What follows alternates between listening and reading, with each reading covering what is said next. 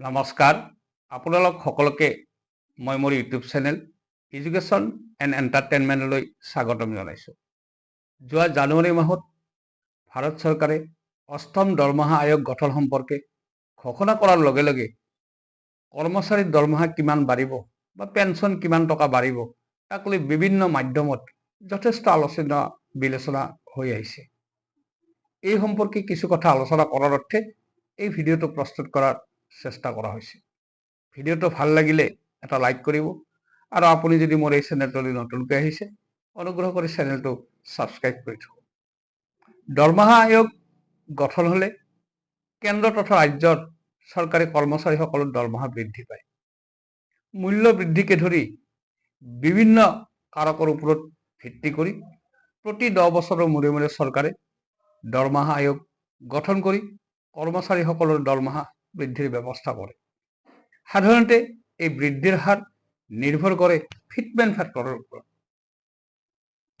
বিভিন্ন মাধ্যমত এই ফিটমেন্ট ফেক্টৰ সম্পৰ্কে নানা কথা ওলাই আহিছে যে এইবাৰ অষ্টম দৰমহা আয়োগত কিমান ফিটমেন্ট ফেক্টৰ ধৰা হ'ব। ক'ৰবাত কোৱা হৈছে 2.86, ক'ৰবাত 1.92 আৰু ক'ৰবাত 1.20।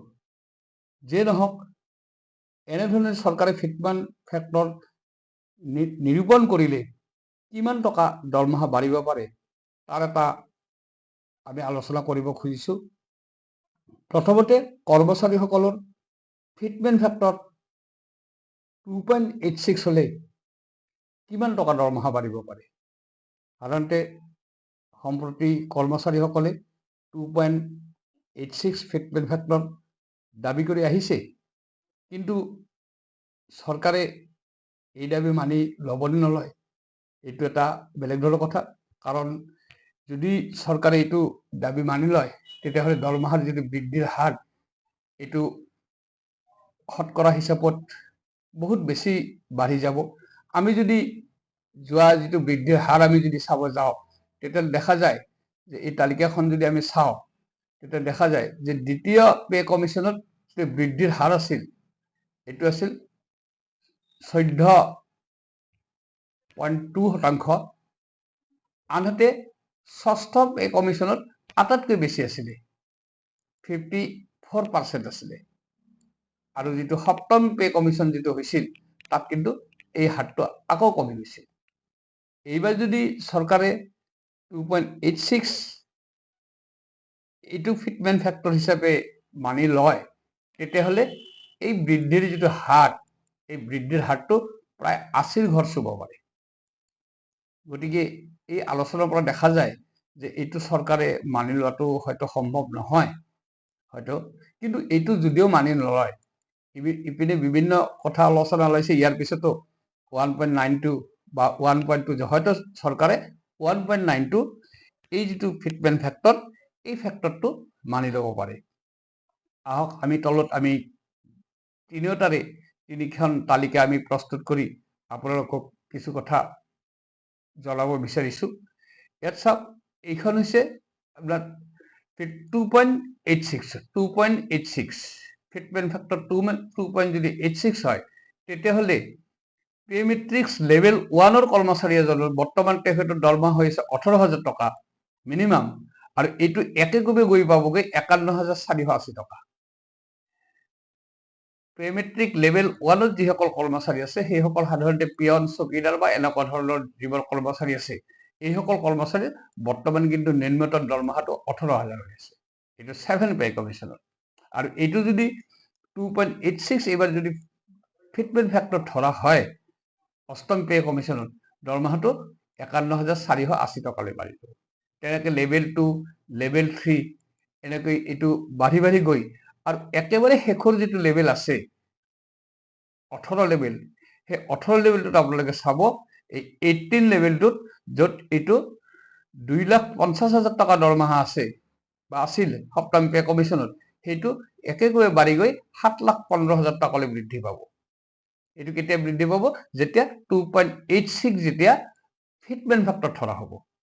আৰু এই বৃদ্ধিৰ হাৰটো সাধাৰণতে এটা বহুত ডাঙৰ বৃদ্ধি এটা হ'ব, যিটো বৃদ্ধি ইয়াৰ আগৰ যিবোৰ পে কমিশ্যন হৈছিলে সেইবোৰ এনেকুৱা বৃদ্ধি হোৱা নাছিল। গতিকে আমি তাৰ পৰা আমি এইটো কথা এটা ভাবিব পাৰোঁ যে চৰকাৰে এইটো হয়তো মানি নল'ব। যেনক যদি চৰকাৰে এইটো মানি নলয়, কৰ্মচাৰীসকলৰ দাবী নিশ্চয় থাকিব। কিন্তু তাৰপিছত আন এটা কথা ওলাইছে যে যদি 2.86 নহয়, ক'ৰবাত ওলাইছে 1.92। 1.92 হ'লে কিমান হ'ব পাৰে? 1.92 আমি ইয়াত দেখুৱাইছোঁ 1.92 এইটো 1.92 ফিটমেন্ট ফেক্টৰ তালিকাখন একেদৰে আছে। ইয়াত লেভেল 1 18 কৰ্মচাৰীজনৰ 18 যিটো কৰ্মচাৰী তেখেতৰ যদি 1.92 যদি ফিটমেন্ট ফেক্টৰ ধৰা হয়, তেতিয়াহ'লে তেখেতৰ দৰমহা বাঢ়িব 34,560 টকা। এইটো বাঢ়িব, অৰ্থাৎ কিছু কমকৈ বাঢ়িব। কিন্তু আগৰ নিম্নতমটো আছিল 18,000, কিন্তু এইবাৰ নিম্নতমটো হ'ব 34,560 টকা। ঠিক তেনেদৰে লেভেল 18ক লৈ যদি চাওঁ, মাজত এইবোৰ লেভেল আছে, আপোনালোকে এইবোৰ চাই ল'ব। আপোনালোকে এইবোৰ বিভিন্ন লেভেল আছে, লেভেল 5 এইটো আছে, লেভেল 6, লেভেল 8। আমি এনেকৈ ইমানখিনি আপোনালোকক ইয়াত কৈ থাকিলে হয়তো ভিডিঅ'টো দীঘলীয়া হ'ব। এতিয়া লেভেল 18ত যিটো আছে 2,50,000 টকা, যাৰ নিম্নতম দৰমহা আছিল, সেই দৰমহাটো হ'বগৈ 4,80,000 টকালৈ বৃদ্ধি পাব। এইটো হৈছে 18 লেভেলৰ ক্ষেত্ৰত। এইটো হৈছে যদি 1.92 যদি ফিটমেন্ট ফেক্টৰ যদি ধৰা হয়, এইটো 1.92 ফিটমেন্ট ফেক্টৰ ধৰা হয়। সম্ভৱ চৰকাৰে এইটোকে মানি লোৱাৰ আশা আছে বা হয়তো মানি ল'ব। কিন্তু যদি এইটোকো যদি মানি লোৱা নহয়, তেতিয়াহ'লে আৰু এটা স্লেবৰ কথা ইতিমধ্যে আলোচনা হৈ আছে, সেইটো হৈছে 1.20। আমি সেইটো কথাও এবাৰ ইয়াত আলোচনা কৰি চাওঁ। 1.20 হ'লে কি হ'ব? ইয়াত দিয়া হৈছে in case of fitment factor 1.20। 1.20 যদি আমি ফিটমেন্ট ফেক্টৰ যদি চৰকাৰে মানি লয় বা মানি লোৱা বুলি আমি ধৰি লওঁ, তেতিয়াহ'লে লেভেল 1ৰ যিজন কৰ্মচাৰী আছে, এই লেভেল 1ৰ কৰ্মচাৰী নিম্নতম দৰমহা 7 পে কমিশ্যনৰ 18,000 আছে, এইটো থাকিবই। সেইটো 1.2 বা 1.20 হ'লে তেখেতৰ দৰমহা বাঢ়িব 21,600 টকালৈ। তেতিয়াহ'লে কিন্তু ইয়াত খুব এটা দৰমহা বৃদ্ধি নহয়।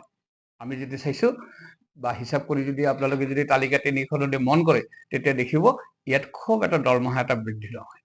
ঠিক তেনেদৰে ইয়াত লেভেল 18 যিটো আছে, আমি চাওঁ লেভেল 18ত কি দিয়া আছে, যে লেভেল 18ত যাৰ 2,50,000 টকা দৰমহা আছিল, তেখেতৰ দৰমহা 3 লাখলৈ বৃদ্ধি পাব, অৰ্থাৎ 50,000 টকা বৃদ্ধি পাব।